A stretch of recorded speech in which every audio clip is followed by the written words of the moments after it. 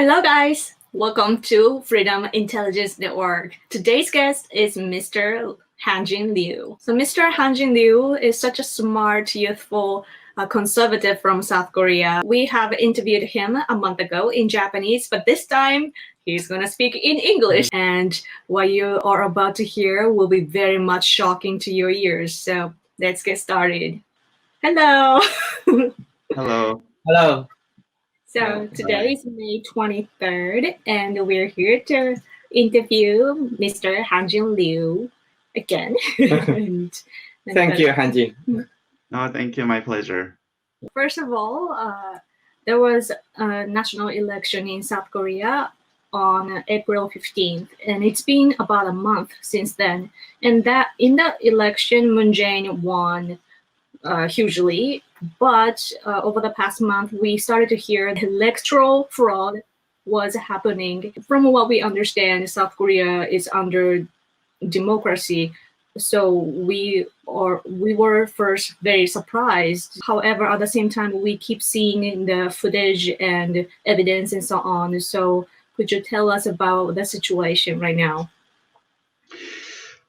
So the election happened on April 15th, and at first everybody just shocked at the outcome, and people are surprised and then also sad. Many people thought that actually South Korean conservatives, we thought that because the Moon Jae-in government has so many problems, they caused so much trouble that the public would not support them anymore.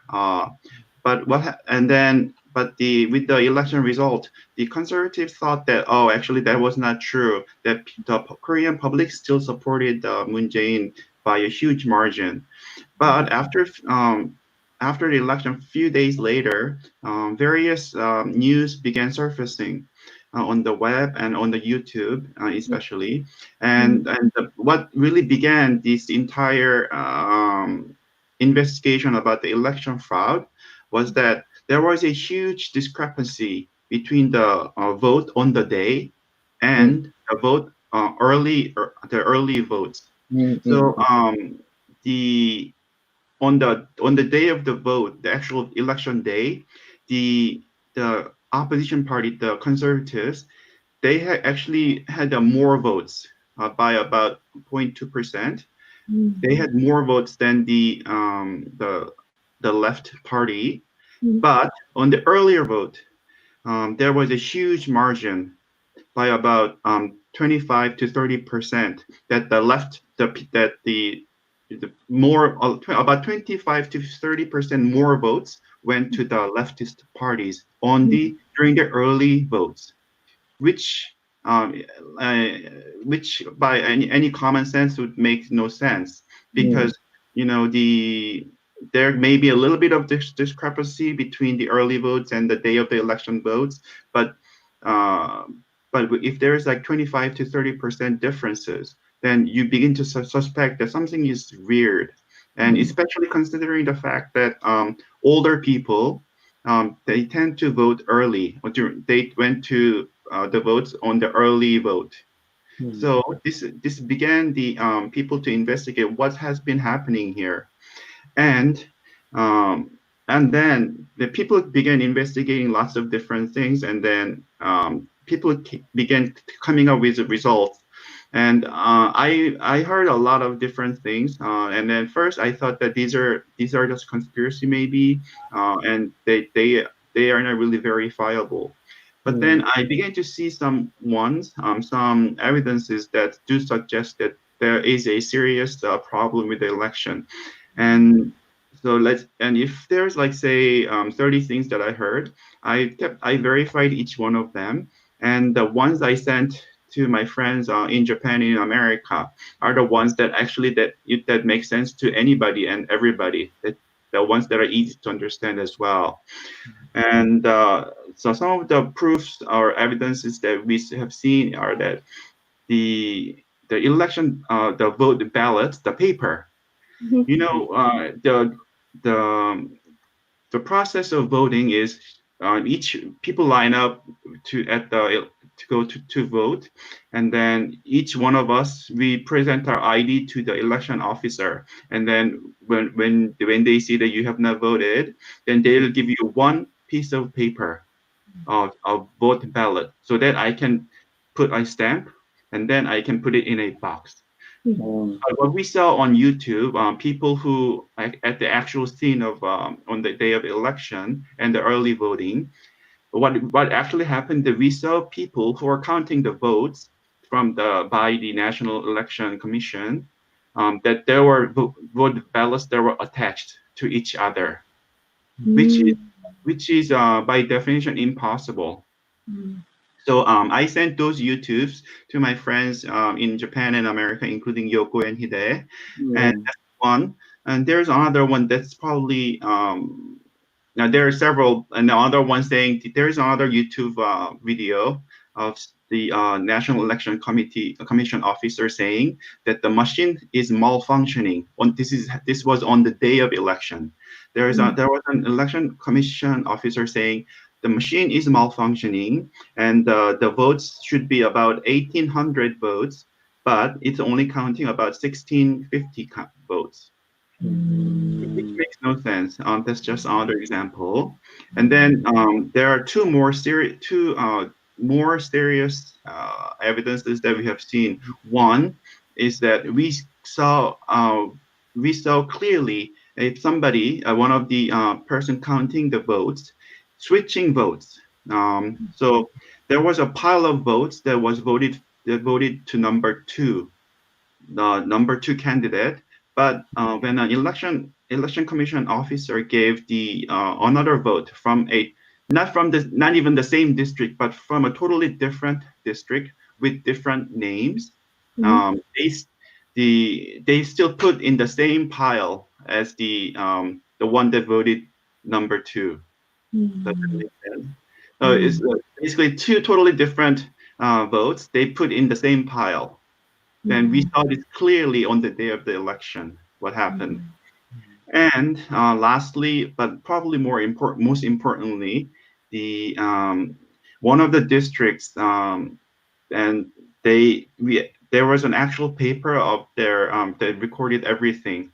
There was let's say there was like 100 people who voted, but the actual vote ballots, the number of people voted, if there was 100, the papers, the vote ballots were 110. So there were 10 more papers than people who voted, which is impossible. And this has been run by a newspaper in Korea, and so these are just not just just raising allegations, but these are actually it would make no sense to anybody. And I try to pick the ones that are most simple to understand for people outside of Korea, because even Koreans, we are very confused what's happening, and when it's a lot of math and a lot of statistics. There was only one National Assemblyman who has been fighting really hard by himself. Even other conservative politicians from his own party have been saying, no, we are not going to fight this issue. We think that the National Assemblyman who is arguing that there has been a problem with the election that we need to investigate. The other Conservative Party members have been saying, no, he's seeing illusion. He's delusional. So what? And this is very disappointing. Last time during my interview with you guys, I said that I don't think there is a conservatives in Korea now.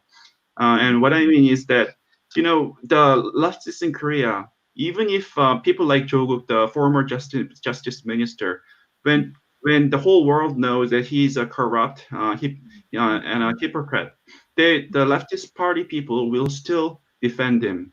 But on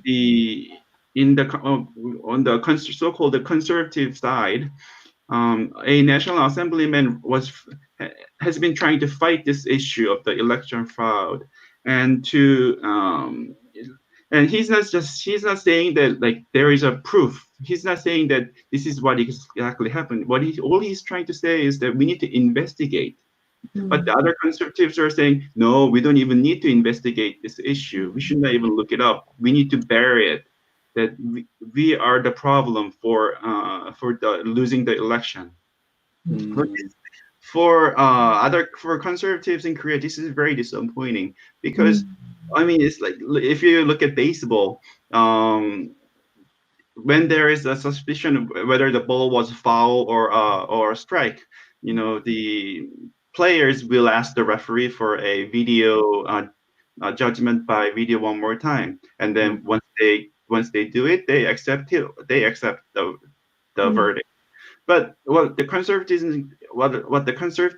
in Korea are saying is that we should not even try to verify anything, and so this is very, very disappointing.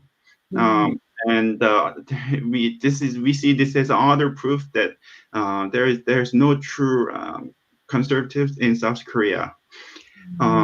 And so what we're trying to do is raise the awareness in abroad. And so I appreciate Yoko and Hide for this interview. So I get a chance to talk about this on the interview as well. And thankfully, there's a person named Walter Mebane, who is a professor at University of Michigan. He's a professor of political science, statistics, and an expert on detecting electoral fraud.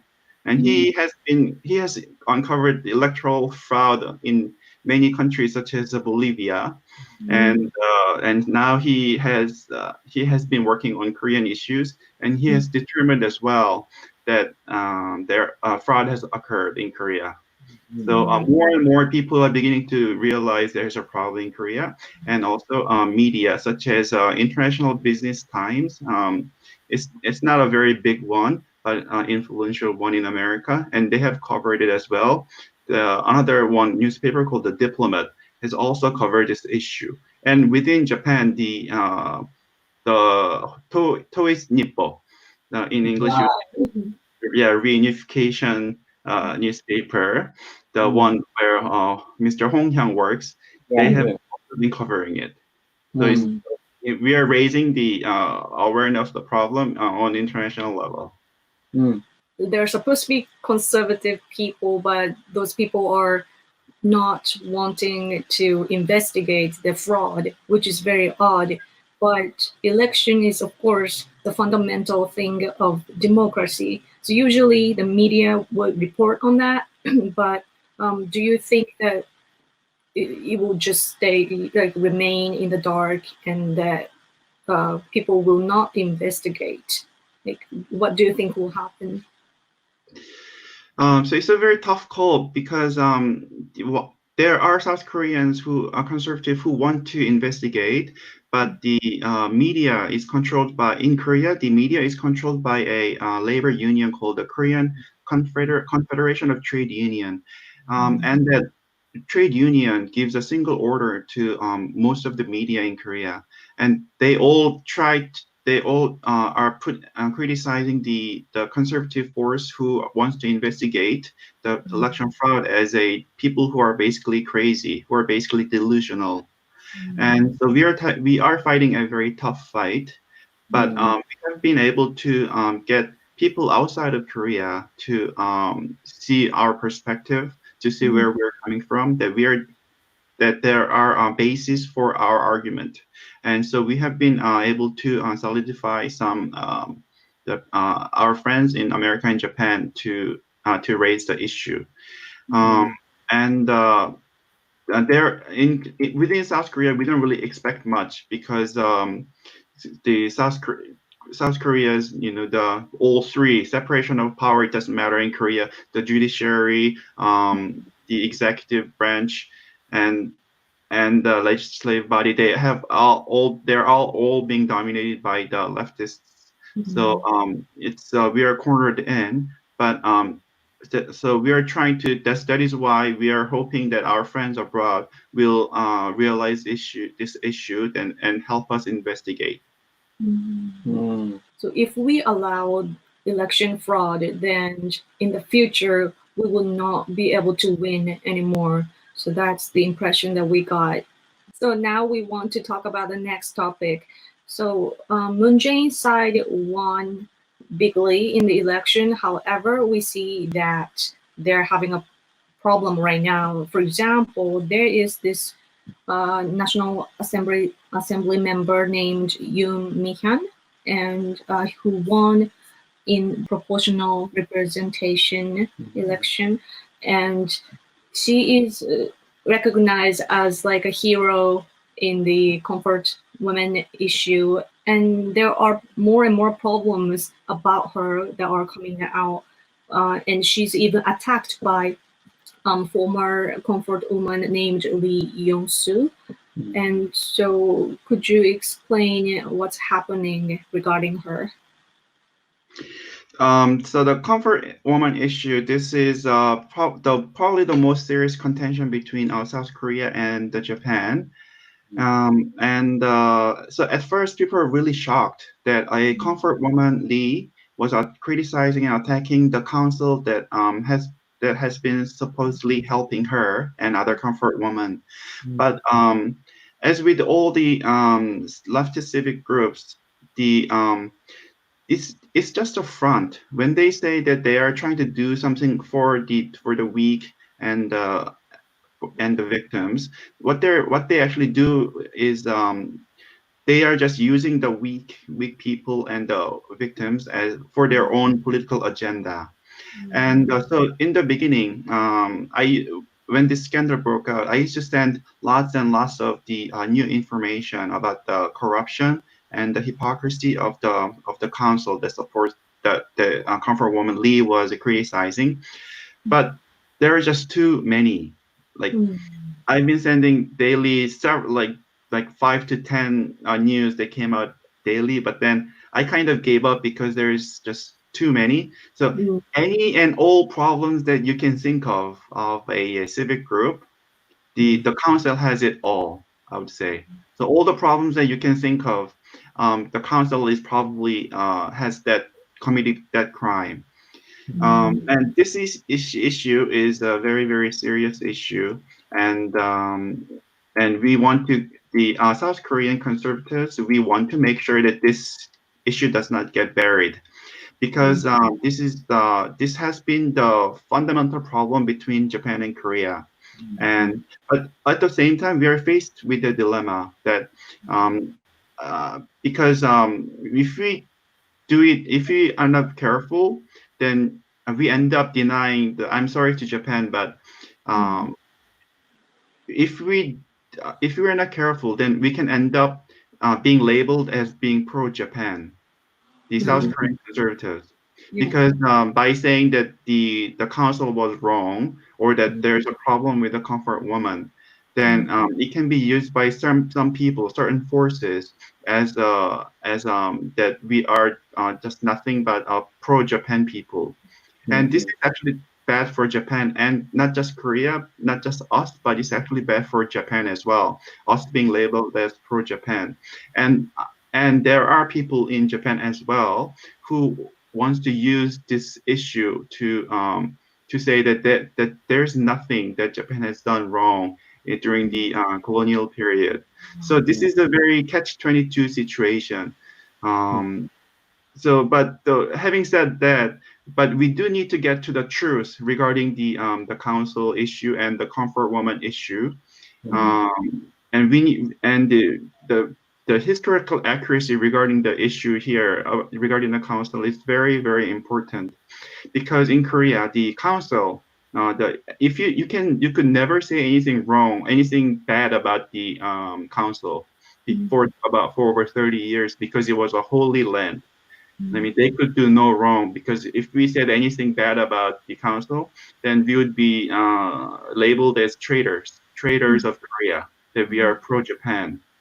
But I think South Korea is mature enough, and we are strong enough to withstand criticism of the council and getting to the truth regarding the comfort woman issue as well. That we are a mature democracy enough to be able to withstand, and in order for us to grow even more and to become better friends with Japan, we do need to get to the historical truth and the historical accuracy. And so here is the dilemma is that we don't want to be exploited by either leftists or Japan's the other side in Japan either. I am not a nationalist for South Korea, but I'm an internationalist. So what I'm saying is that I think win-win for both Japan and Korea. And so that's the dilemma that we're faced with. But with this issue, this issue is too serious and too important. So we are going to keep digging and make sure that that the council no longer is able to exploit the comfort women and use it for the leftist agenda. Lastly, is there anything that you are interested in now? The issues that you are interested in? So two developments in Korea. One is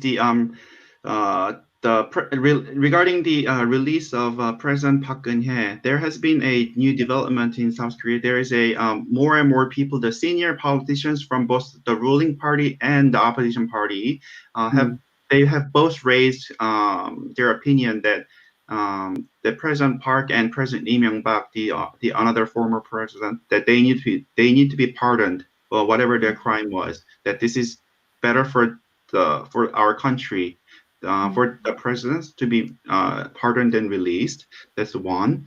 And the more also important is that the issue of China. America has been taking very, very strong stance regarding China, and is asking America's friends to side with America. And Japan has already joined very clearly. But South Korea, because Moon Jae-in, he's so pro-China, he's in dilemma. But I think that he's going to have to bow to pressure. And the news yesterday was that that just came out today is Kim Hyun-jong, who is the deputy national security advisor to Moon. So he's a very high level who makes the foreign policies, national security policies. He has said that to ruling party members that he's in dilemma as to whether South Korea should follow China or U.S. So this is a very serious time for South Korea, whether we are going to side with China that wants to undermine our freedom, or America and Japan that wants to be our friend. So there are many, many important and interesting developments in South Korea now. Yeah, that's more reason for us to, pay our attention to South Korea. There are many reasons, and also the Moon Jae-in, which side is he gonna take, and so on. So yeah, I'm just glad that America is taking a very strong and clear stance regarding regarding South Korea and China, because America has been wish-wash with what they're gonna do with China and also South Korea. But I have a feeling that they're gonna make sure that South Korea does not fall under China. Agreed. So even though we want to, ask you more, we're gonna call it a day. So thank you so much for this interview. Thank you. Yeah, thank you, Yoko and Hide. Thank you. So that's the end of this interview. What did you guys think? The election in which the Moon Jae-in side won by majority, it seems to be a fraud, and Moon Jae-in, of course, is pro-North Korea, and this situation is just getting worse and worse. But the bright side of this is that people like us who are on the side of the free world can now strengthen our solidarity and cooperate together internationally. And that's something that we need to win in this fight. And there are lots of freedom fighters that we know who we want to bring on this channel more and more. So we really want you guys to support our work. So first of all, you can like and share this video, subscribe to this channel, and also please check out our Patreon page. And let's unite and keep fighting. Thank you so much for watching till the end. Until next time, please take care and we'll talk to you soon. Bye. Bye.